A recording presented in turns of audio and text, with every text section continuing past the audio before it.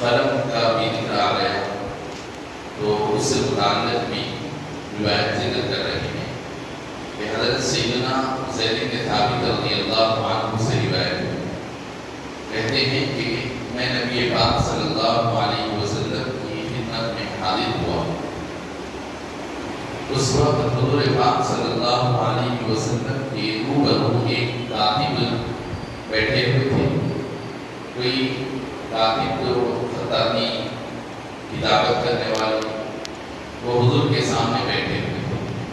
تو میں نے رسول پاک صلی اللہ علیہ وسلم کو فرماتے ہوئے سنا کہ حضور اس کاتب سے فرما رہے تھے کہ تم قلم کو اپنے کان پر رکھ لیا کرو، قلم کو تم اپنے کان پر رکھ لیا کرو، کیونکہ یہ تمہیں تمہارے کام کے انجام کو اچھی طرح سے یاد دلانے والا ہو۔ قلم کو کان پر رکھنا تمہارے کام کے انجام کار کو یہ یاد دلانے میں زیادہ سہولت کا باعث ہوگا۔ اس کو روایت کیا ہے امام ترمذی۔ تو جیسے کہ عام طور پر کارپینٹرز وغیرہ کام کرتے وقت جیسے جو کام کر لیتے ہیں، تو اس زمانے میں ایک تو لباس سلا ہوا لباس نہ پہنتا جاتا، جیسے جیب وغیرہ آج کل ہوتے ہیں، ایک تو وہ بھی نہیں ہوا کرتے اور آسانی کے ساتھ کان پر رکھ لیا جاتا۔ تو ایک تو رکھنے میں سہولت تھی، پھر رکھنے میں فائدہ بھی یہ تھا کہ کان پر رکھنے سے کوئی چیز قابل نسیان ہو تو وہ یاد بھی آ جاتا، یعنی کان کی طرف جیسے آپ کا ہاتھ پڑتا تو آپ کو خیال آ جاتا ہے کہ فلاں کام مجھے کرنا ہے، فلاں چیز مجھے لکھنا۔ اس کو روایت کیا ہے امام ترمذی۔ وعنه قال أمرني رسول الله صلى الله عليه وسلم أن أتعلم السريانية، وفي رواية أنه أمرني أن أتعلم كتاب يهود، وقال إني ما آمن يهود على كتاب، قال فما مر بي نصف شهر حتى تعلمت، وكان إذا كتب إلى يهود كتبت، وإذا كتبوا إليه قرأت عليه كتابه، رواه الترمذي۔ یہ روایت میں حضرت زید بن ثابت رضی اللہ عنہ سے،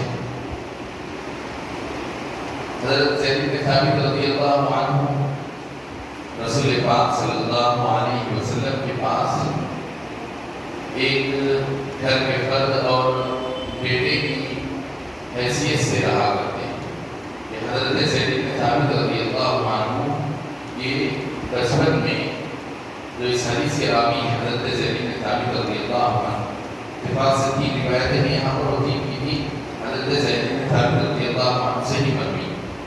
حضرت زید بن ثابت رضی اللہ عنہ اور ان کے صاحبزادے حضرت اسامہ بن زید یہ حضور کے پاس بڑے عزیز تھے، افراد خانہ کی طرح حضور ان کو دیکھا کرتے۔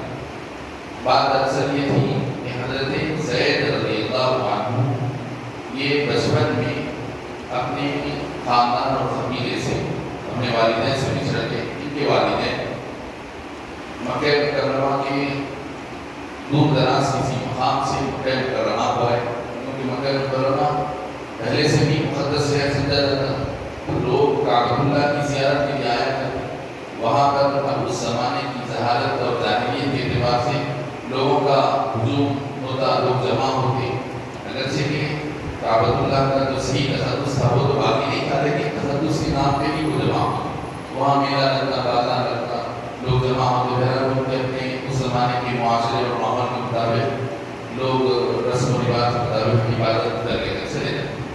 تو یہ کہ حضرت زید بن ثابت رضی اللہ عنہ اپنے والدین کے ساتھ، خاندان کے لوگوں کے ساتھ مکہ مکرمہ کو آئے تھے۔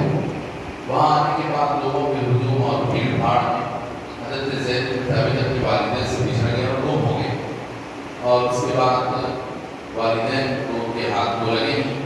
بہرحال مکہ مکرمہ میں یہ ایک غلام کی طرح رہنے لگے۔ اس طرح حضرت خدیجہ رضی اللہ عنہا کے ہاتھ آ گئے، ان کی ملکیت میں آ گئے۔ حضرت خدیجہ رضی اللہ عنہا ام المؤمنین کی ملکیت میں آ گئے۔ حضرت خدیجہ رضی اللہ عنہا نے ان کو حضرت نبی پاک صلی اللہ علیہ وسلم کی خدمت میں پیش کر دیا کہ حضور کی خدمت کے لیے حضور کے لیے ہدیہ حضور کی خدمت میں پیش کر دیا۔ اب اس کے بعد یہ حضرت نبی پاک صلی اللہ علیہ وسلم کی خدمت میں رہتے ہیں، حضور کے اخلاق اور حضور کے برتاؤ سے اس قدر مانوس ہو گئے تھے کہ ان کو اپنے گھر میں بھی شاید وہ ماحول نہیں ہو سکتا تھا۔ چنانچہ ہوا یہ کہ ان کے والدین کو اطلاع ملی کہ ان کا بچہ مکے میں ڈھونڈتے تلاش کرتے ہوئے والدین آخر حضور کے پاس آ گئے اور خواہش کی کہ ہمارا بچہ آپ کے پاس ہے۔ تو حضور پاک علیہ السلام کو ارشاد فرمایا، ٹھیک ہے اگر تمہارا بچہ ہے تو آنا چاہتا ہے تو میرے سے حقیقی والدین سگے ماں باپ حضور پاک صلی اللہ علیہ وسلم کے پاس حضرت زید کو ایسا پیار اور شفقت ملی کہ وہ ماں باپ کے پاس بھی ملنا مشکل تھا۔ تو حضرت زید رضی اللہ عنہ اور یہ عرض کی کہ حضور میں آپ کو چھوڑ کر نہیں جاؤں، میں آپ ہی کے پاس ہوں۔ یہ حضرت زید بن ثابت رضی اللہ عنہ اپنے والدین کو چھوڑ کر حضور ہی کے پاس رہے، ساری زندگی یہیں پر بسر گئی۔ تو اسی لیے حضور پاک صلی اللہ علیہ وسلم کو اپنے بیٹے کی طرح دیکھا۔ پھر اس کے بعد حضور پاک صلی اللہ علیہ وسلم کو ان کا نکاح اپنی سرپرستی میں حضرت ایمن رضی اللہ عنہ سے کروایا۔ تو ان کو ایک صاحبزادے تولد ہوئے حضرت اسامہ بن زید رضی اللہ عنہ۔ تو ان کا معاملہ بھی ایسا تھا کہ وہ بالکل حضور کے گھر کے ایک بچے کی طرح حضور کے گھر میں رہتے۔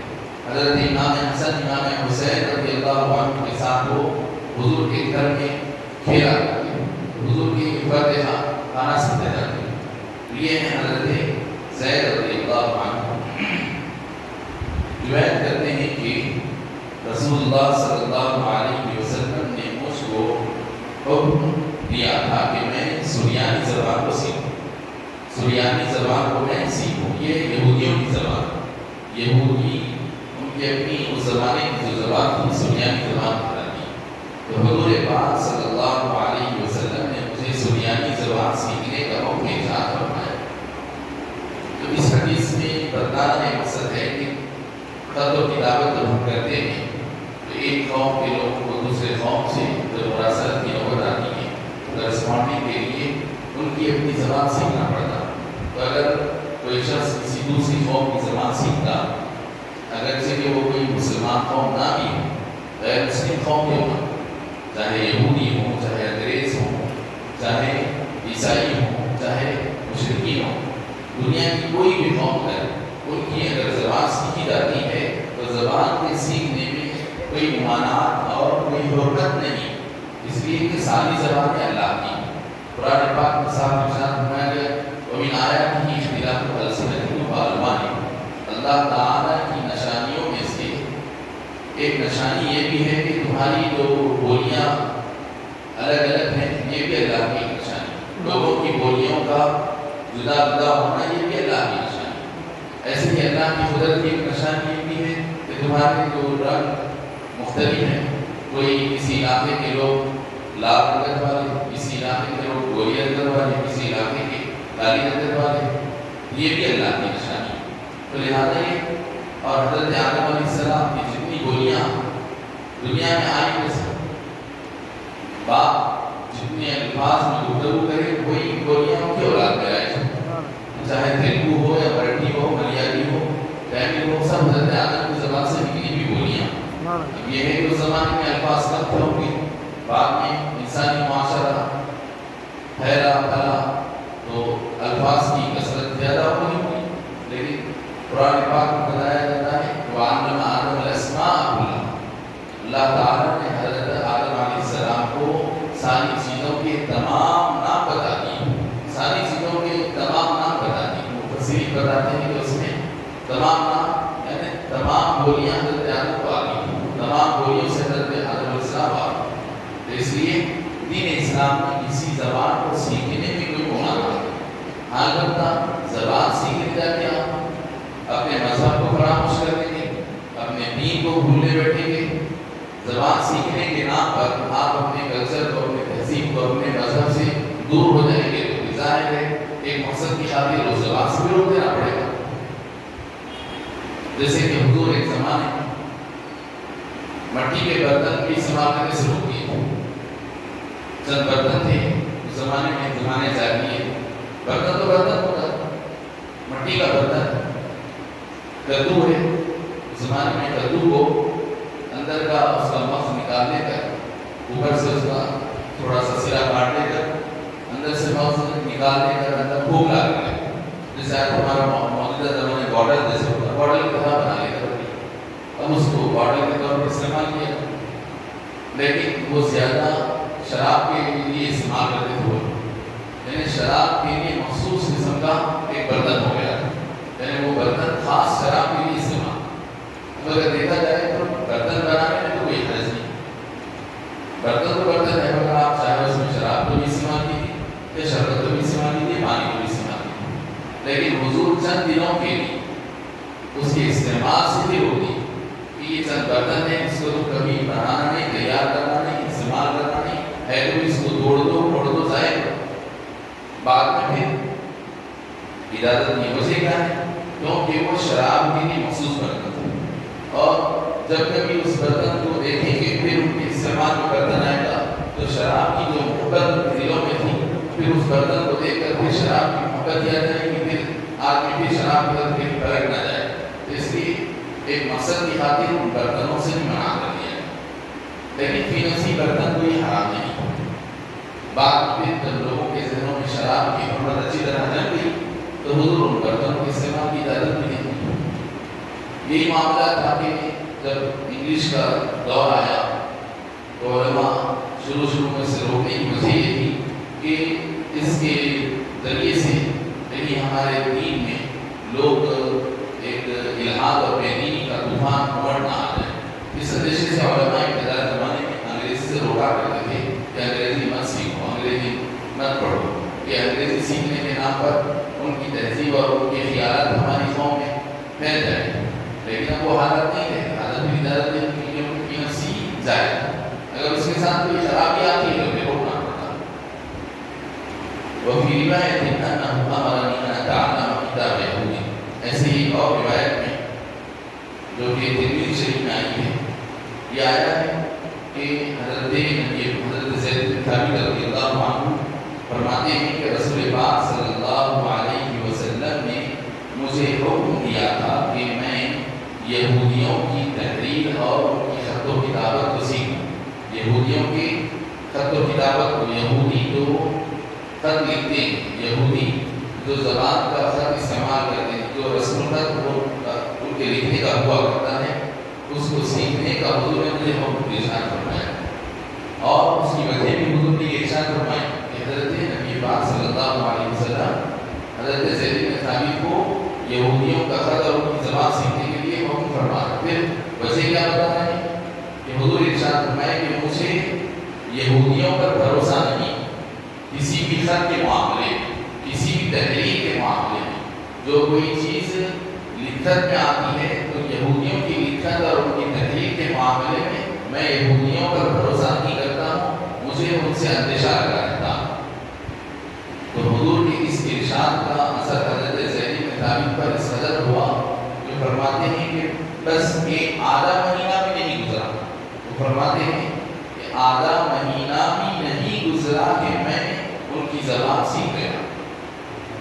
چنانچہ جب کبھی حضور پاک صلی اللہ علیہ وسلم کو یہودیوں کو کوئی خط لکھنا ہوتا، ان تک کوئی تحریر لکھنا منظور ہوتا حضور کو، تو حضور مجھ سے لکھواتے، اور جب رسول پاک صلی اللہ علیہ وسلم کی خدمت میں وہ لوگ کوئی خط بھیجتے لکھ کر، تو حضور پاک علیہ السلام کی خدمت میں حضور کے اوپر اس خط کو میں پڑھ کر سناتا۔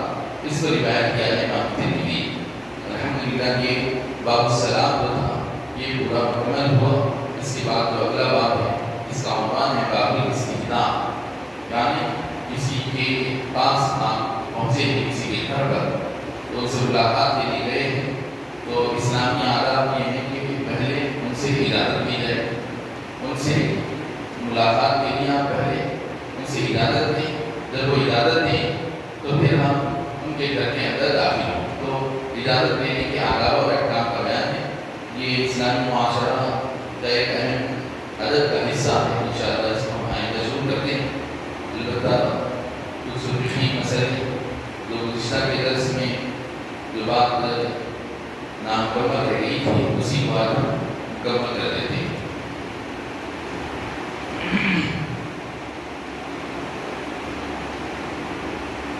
وإيلاد بخلقة مانعة من وجود اللذة وحقنة وإدخال إصبع ونحوه في أحد السبيلين ووضع بهيمة أو ميتة من غير إنزال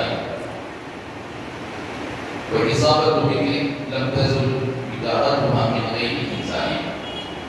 تو گزشتہ یہ بات بتائی جا رہی تھی کہ کچھ وہ صورتیں ہیں جس میں آدمی کا غسل ٹوٹتا تو نہیں، یعنی آدمی کی طہارت نہیں ٹوٹتی، لیکن ہو سکتا ہے کہ کسی کے ذہن میں خیال آ جائے کہ شاید ایسا ہو جانے سے میرا غسل ٹوٹ گیا ہوگا، میری طہارت ٹوٹ گئی ہوگی اور شاید میں نماز پڑھنے کے قابل نہیں ہوں.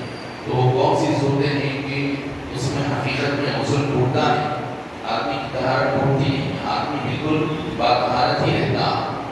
تو چند صورتیں ایسی ہیں کہ آدمی کے لیے غلط فہمی کا باعث ہو سکتی ہیں کہ میرا شاید غسل ٹوٹ گیا، میری طہارت ٹوٹ گئی، لیکن حقیقت یہ ہے کہ وہ صورتیں غسل کو اور طہارت کو توڑنے والی نہیں ہوتی ہیں، اور ان صورتوں کے پیش آنے سے آدمی پر غسل واجب نہیں ہوتا ہے. آدمی برابر پاک رہتا ہے، نماز پڑھنے کے قابل رہتا ہے. البتہ آدمی اپنی صفائی ستھرائی کے لیے غسل کرنے کا چاہتا ہے تو یہ بہت اچھی بات ہے، بہترین بات ہے.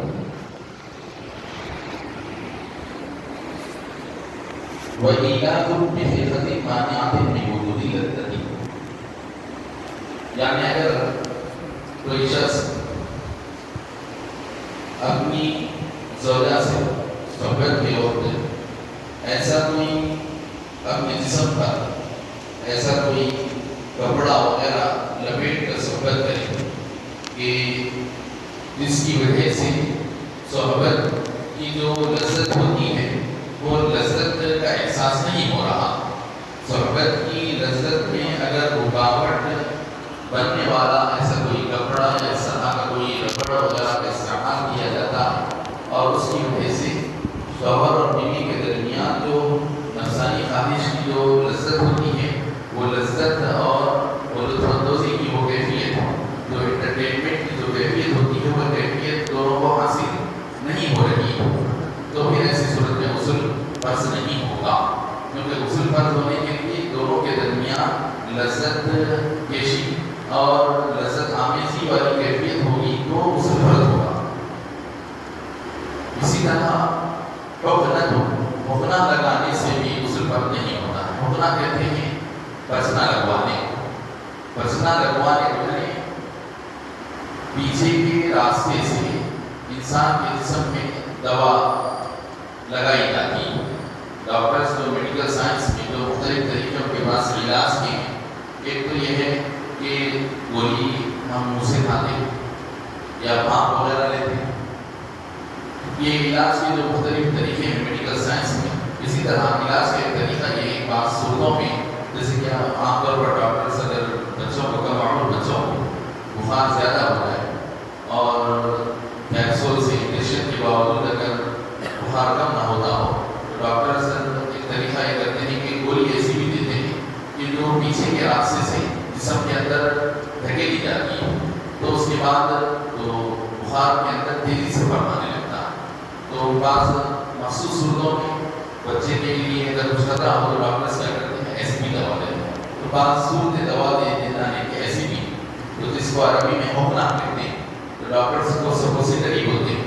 تو سپوسیٹری کا جو سسٹم ہے تو اس طرح کے عمل سے بھی اگر کسی آدمی کو، کسی مرد کو یا کسی خاتون کو اس طرح اگر دوا دی جائے تو اس سے غسل فرض نہیں ہوگا، غسل فرض نہیں ہوگا. اس وَإِدْخَالُ إِصْبَعٍ وَنَحْوِهِ فِي أَحَدِ السَّبِيلَيْنِ، اسی طرح اگر اگلے یا پچھلے راستے میں، اگلے یا پچھلے مقام پر اگر دوا وغیرہ لگانے کے لیے کوئی انگلی وغیرہ کا استعمال کرنے کی نوبت آئی ہو تو اس سے بھی غسل فرض نہیں ہوتا. کہ اگر کسی مقصد کے لیے کسی غرض کی وجہ سے بواسیر وغیرہ کی بیماریاں مختلف ہو جاتی ہیں، ایسے متعارضیں پیش آ جاتی ہیں، تو اس صورت میں ڈاکٹرز دوا دیتے ہیں اور اس دوا کو اندر لگانا ہوتا ہے. تو ایسی کچھ مخصوص صورتیں ہوتی ہیں علاج وغیرہ کی، ایسے وقت میں اگر آدمی اپنی انگلی کو اس مقام پر داخل کرتا ہے تو اس سے غسل فرض نہیں ہوتا.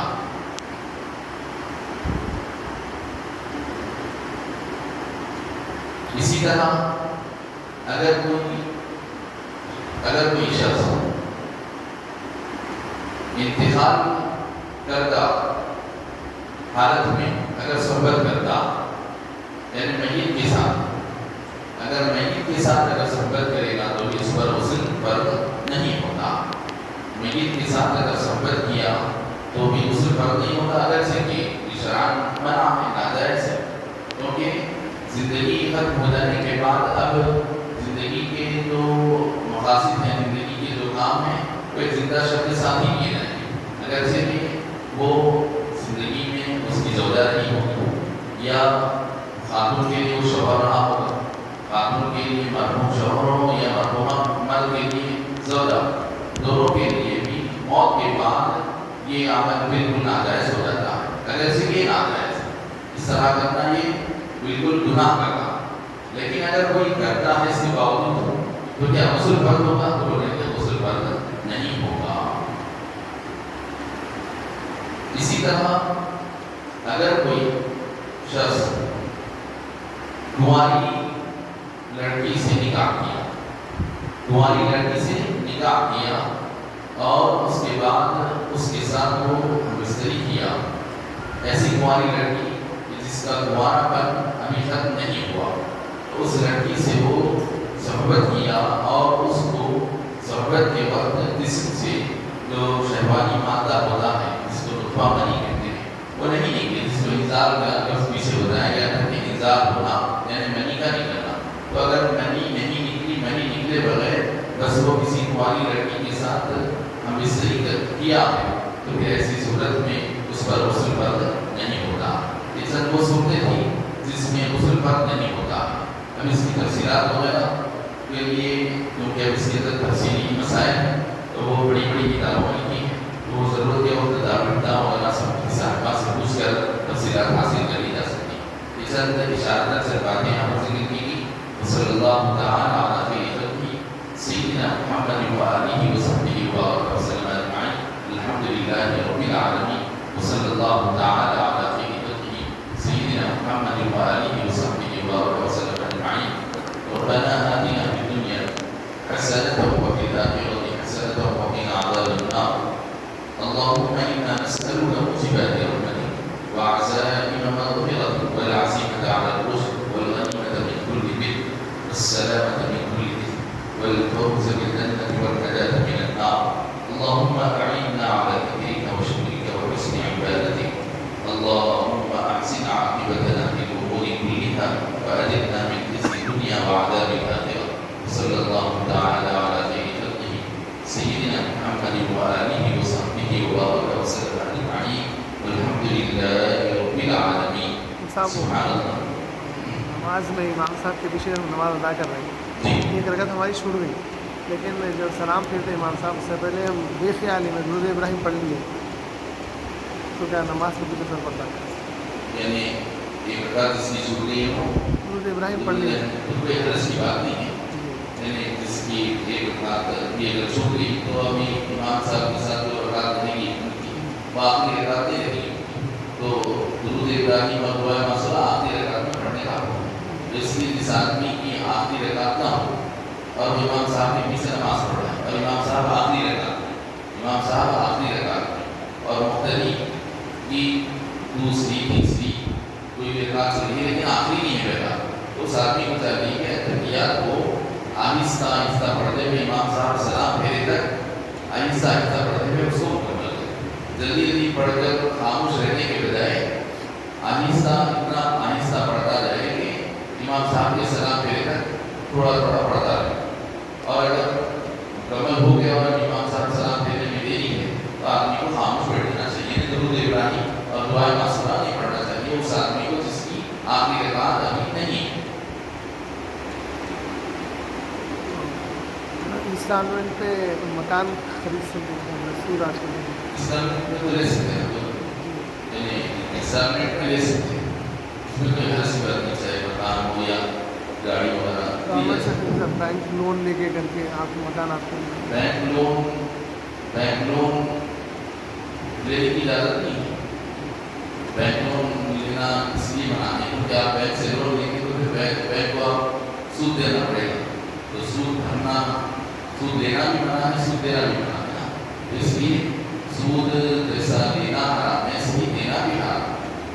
البتہ ہندوستان کے اندر یا غیر اسلامی ممالک کے اندر اتنی گنجائش ہے کہ غیر اسلامی ممالک کے جو بینکس ہوتے ہیں ان بینک سے آپ انٹرسٹ اگر ملتا ہے تو حاصل کر سکتے ہیں.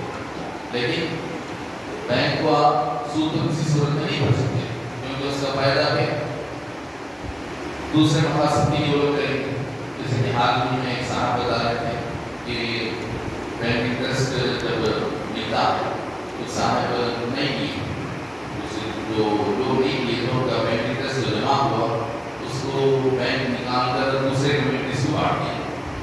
چنانچہ مسلمان کو نہیں کیے کچھ نوے میں ایسا ہوا بتا رہے تھے صاحب کہ مسلمان بینک انٹرسٹ جو نہیں کیے تو ان کا جو جمع ہوا بینک انٹرسٹ اس کو نکال کر عیسائیوں کو ان کے چرچ کے لیے دے دیا گیا اور ہندوؤں کو ان کی مندر بنانے کے لیے دے دیا گیا. اس لیے بہتر ہے کہ آپ لے لیجیے، لینے کے بعد آپ اگر استعمال کرنا چاہتے ہیں، آپ کو ضرورت ہے، آپ کر سکتے ہیں. یہ ہندوستان کے اندر کی بات ہے. یعنی آپ اگر کسی کو دے دینا چاہتے ہیں، کسی ضرورت مند کو صحت کو دے دیجیے، ثواب کے دینا پڑے گا. دے دیجیے آپ جیسے. کیونکہ یہ ہندوستان کے اندر لینے کی اجازت ہے. ہندوستان یا کسی غیر اسلامی ملک امریکہ یا سری لنکا وغیرہ کے اندر آپ کو اجازت ہوگی کہ آپ بینک انٹرسٹ لے سکتے ہیں. دے تو کہیں بھی نہیں ہوتے، نہ ہندوستان میں دے سکتے ہیں نہ کسی اسلامی ملک میں دے سکتے ہیں. البتہ لینے کی جو بات ہے وہ غیر اسلامی ملک میں لینے کی اجازت ہوگی. جو اسلامی ممالک ہیں وہاں پر لے بھی سکتے ہیں، دے بھی نہیں سکتے. اسلامی ممالک میں تو ہے جی سبحان اللہ.